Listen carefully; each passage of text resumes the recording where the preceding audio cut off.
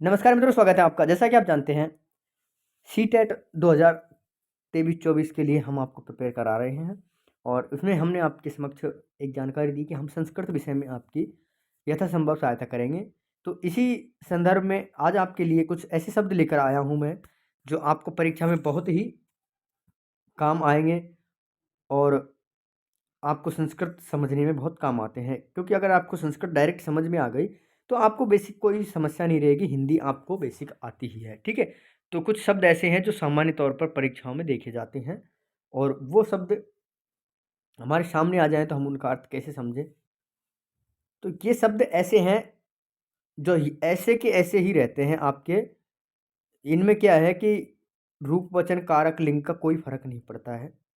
तो रूप, वचन, कारक, लिंग का जो फ़र्क पड़ता है, उन शब्दों को कहते हैं विकारी और जिनका नहीं पड़ता है उनको अविकारी कहते हैं, ठीक है?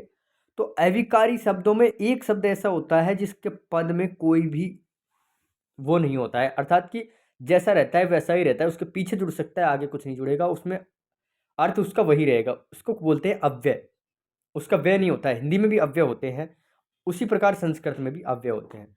तो ये अव्यय ऐसे शब्द हैं जिनके अर्थ जो रहेंगे वही रहेंगे, इनको घटाया, बढ़ाया, हटाया, जोड़ा नहीं जा सकता, ठीक है? तो अव्यय हमारे लिए जानना बहुत ही महत्वपूर्ण हो जाता है, क्योंकि अव्यय ऐसे शब्द हैं जो कि वहीं के वहीं काम में आएँगे, ठीक है?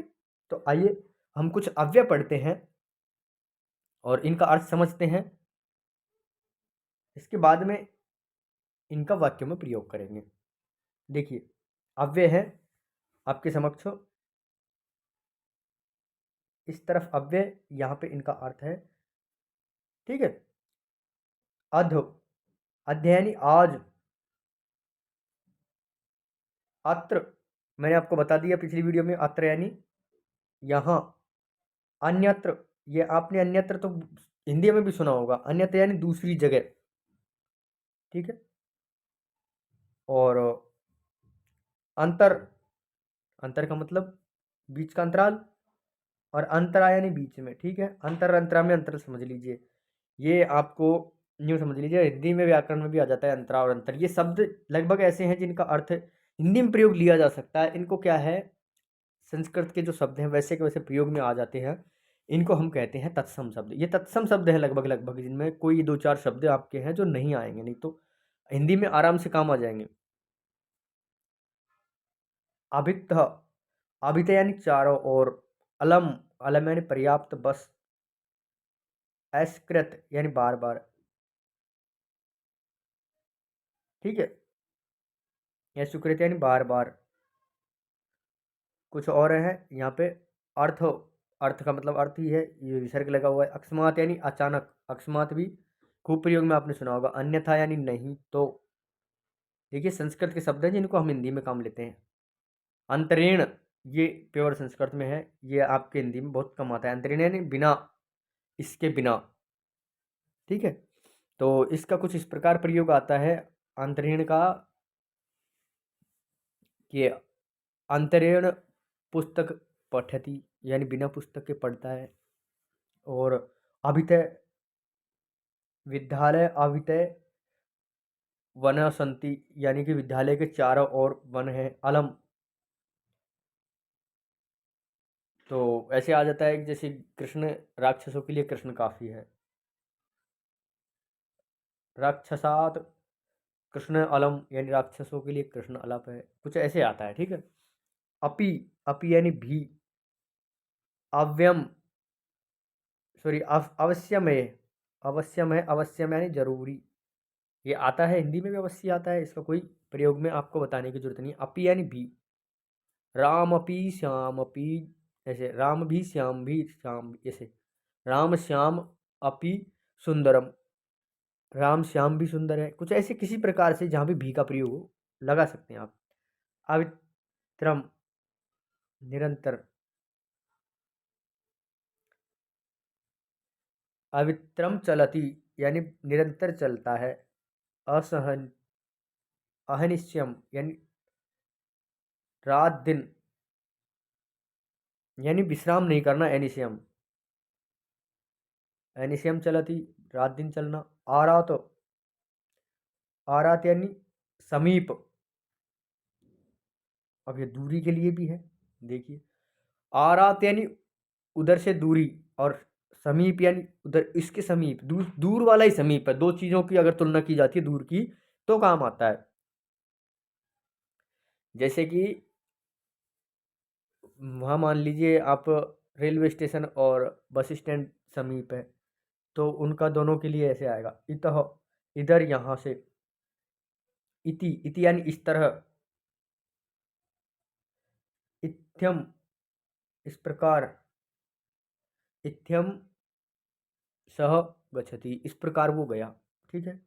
स इत्थम गच्छति इस तरह, इति पत्रम लिखति इस तरह पत्र लिखते हैं।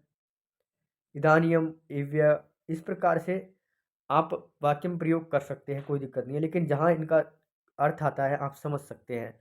ये वीडियो आपको, ये मान लीजिए सीटेट में हेल्प के लिए ही बना रहा हूँ मैं, आपको संस्कृत की व्याकरण नहीं पढ़ा रहा हूँ, ठीक है। इव इव यानी तरह, इस तरह, यानी जैसे राम पढ़ता है वैसे श्याम पढ़ता है। अब इव आ गया तो उसकी तरह हो गया। ये यानी यहाँ, अत्र यानी यहाँ, ये यानी भी यहाँ, इतस्य इतस्य यानी इधर इधर, इतस्यत इधर इधर। अब ये आपका है उच्चई, जोरों से, यानी ऊंचे रूप से, ये बोलने के संबंध में आता है। उच्चई वदति, ऊंचे बोलो, ठीक है। ऊंचा सुनता है तो उच्चई श्रवण। ऊपरी, ऊपरी ऊपरी और होता है एक, ऊपरी ऊपर यानी ऊपर ऊपर, यानी कि बाउंड्री के ऊपर ऊपर कुछ ऐसे प्रयोग करेंगे, परकोटे के ऊपर ऊपर करेंगे तो ये है ऊपरी। ऊपर यानी ऊपर, उत उत यानी या, कमाल है, ये बहुत कम प्रयोग में आता है उतः। उभयतय, यदि आप जानते हैं उभयतय, गणित में पढ़ा होगा, उभय उभयनिष्ठ पद। ये उभयतय यानी दोनों, और दोनों में जब एक ही चीज समान होती है तब उभय का प्रयोग किया जाता है, ठीक है। अब आता है वा यानी अथवा, और अथवा खुद भी संस्कृत का ही शब्द है, ये मान लीजिए आप। सनई, जब दो बार सनई होगा तो धीरे धीरे हो जाएगा, एक बार सनई का अर्थ धीरे धीरे होगा। शाश्वत, हमेशा, शाश्वत सत्य है, कुछ कहते सुना है किसी को आपने, तो वो शाश्वत का अर्थ है हमेशा, यानी ये मान लीजिए आप कि यूनिवर्सल, यूनिवर्सल होता है ना, यूनिवर्सल अंग्रेजी में, वो शाश्वत होता है संस्कृत में। अब आप उसका हिंदी अर्थ कर सकते हैं। स्व यानी आने वाला, शीघ्रतम जल्दी,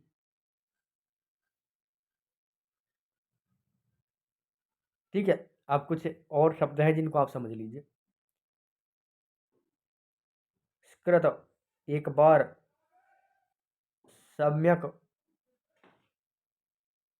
सम्यक यानी अच्छी तरह, सहसा अचानक, ये तो हिंदी में प्रयोग आते हैं। समम यानी साथ, साधर्मम, आपने कुछ श्लोकों में सुना होगा, साधर्मम का मतलब ही साथ होता है, साथ चलना, स्वयं, ये तो हिंदी का बहुत काम आने वाला शब्द है, खुद, ठीक है। बहुत शब्द ऐसे हैं जो संस्कृत के हैं, हिंदी में काम आते हैं, उनको डायरेक्ट समझ जाएंगे आप। सदा यानी हमेशा, संप्रति इस समय, सह यानी साथ, साकम साथ, इस साथ का कुछ ज़्यादा प्रयोग है तो साथ के आप ध्यान रखिएगा, आपको कन्फ्यूजन में करने के लिए कुछ और प्रयोग में दिया जा सकता है। साप्राप्तम, सांप्रप्तम यानी अब, सुष्ठो अच्छा, यानी कि साथ का क्या है कि इसके साथ मिलाना, मिलान करना, कुछ ऐसे प्रकार के दे देते हैं। हंतः दुख हर्ष, हा हाय, हे अरे, हे का मतलब ये पुकार के स्वरूप में भी होता है, और बोलने के स्वरूप में, प्रार्थना के स्वरूप में भी हे होता है, संबोधन भी होता है ये हे, ठीक है। अब ये होता है ह्रा, ह्रा, ह्रा से यानी बीता हुआ होता है ना, घटने वाला होता है ये। और ये ही यानी निश्चय, अपी भी वगैरह जो होता है ना, ठीक है। ये तो था आपका, कुछ अव्यय शब्द थे जिनको हमने आपके समक्ष प्रस्तुत किया। ये अव्यय शब्द जो है आपकी परीक्षा में बहुत ही काम आते हैं। अगर आपको कोई बड़ा गद्यांश दिया जा रहा है तो इनमें से कम से कम 50% शब्द आपको मिलेंगे, साधारण गद्यांश में मिलेंगे आपको। पद्यांश में तो आप मिलेंगे नहीं, लेकिन संस्कृत का अगर आप सेकंड लैंग्वेज में लेते हैं तो आपको गद्यांश ही मिलेगा, ठीक है। नाट्यांश मिलेगा तो भी ज़्यादातर यही आएंगे। तो कुल मिला के बात ये है कि ये शब्द ऐसे हैं जिनको आपको अति आवश्यक आना है। कुछ शब्द डायरेक्ट इसीलिए मैंने आपको बताए हैं कि उनका अर्थ आपको पता होते हुए भी आप सोचते हैं कि संस्कृत में शायद कुछ और हो। समझ रहे हैं आप? शायद संस्कृत में कुछ और हो। अपी का अर्थ सबको पता होगा, भी होता है। अर्थ का अर्थ अर्थ होगा, लेकिन आप सोच रहे हैं कुछ और होगा, ठीक है। अंतर का अर्थ आप सोच रहे हैं कुछ और होगा। इसी तरह से सामान्य अर्थ मैंने लिया है, और सामान्य अर्थ ही आपके परीक्षा में आता है, क्योंकि सामान्य अर्थ गद्यांश में सामान्य गद्यांश दिया जाता है आपको, कोई साहित्यिक बड़ा नहीं दिया जाता है। फर्स्ट लैंग्वेज में फिर भी कुछ दे दिया जाता है। तो भाव ये है मित्रों कि परीक्षा उपयोगी शब्दावली एक स्पेशल वीडियो में मैं आपको बताऊंगा, जिसमें ये जैसे आपका निम्नलिखित है, निम्नलिखित पदेशु वगैरह जो प्रश्न पूछे जाते हैं, प्रश्नों का अर्थ आपको समझाने की कोशिश करूंगा मैं। और यहाँ पे तो कुछ शब्दावली है जो आपको संस्कृत में मिलेगी, इनको आपको हिंदी में समझना होता है। देख लीजिए एक बार अव्यय क्या होता है। संज्ञा शब्दों या सर्वनाम शब्दों में छात्र एक का छात्रा बहुत रूप बनता है, परंतु अव्यय शब्दों में देख लीजिए अव्यय का क्या विशेषता है अव्यय की। परंतु अव्यय शब्दों में अध, आज का, अधा, बहुत, आज ऐसा रूप नहीं बनता। अध्य का अधि रहेगा, वह तो सदा एक सा विकारहीन रहता है, इसलिए अव्यय शब्दों को अविकारी शब्द कहा जाता है। शब्दों के प्रकार में आप पढ़ेंगे व्याकरण में थोड़ा थोड़ा। यहाँ कुछ अव्यय अविकारी शब्द दिए गए हैं, ठीक है। ये आपको बता दिया पहले ही मैंने, अव्यय शब्द ये इतने सारे हैं। तो इनमें क्या है मित्रों कि इन शब्दों में कुछ भी परिवर्तन होने वाला नहीं है। इसी प्रकार सेम के सेम आपको एग्जाम में मिलेंगे। कुल मिला के ये ऐसी चीज़ है जिसको आपको बिल्कुल ये मान लीजिए समझ डालना है या रट डालना है, जो भी आपके हिसाब से करो, लेकिन इनके अर्थ आपको बिल्कुल आ जाने चाहिए। ये बहुत महत्वपूर्ण चीज़ है, ठीक है। तो इसी प्रकार की महत्वपूर्ण वीडियो के साथ में मिलते हैं आपसे अगली वीडियो में। नमस्कार, धन्यवाद।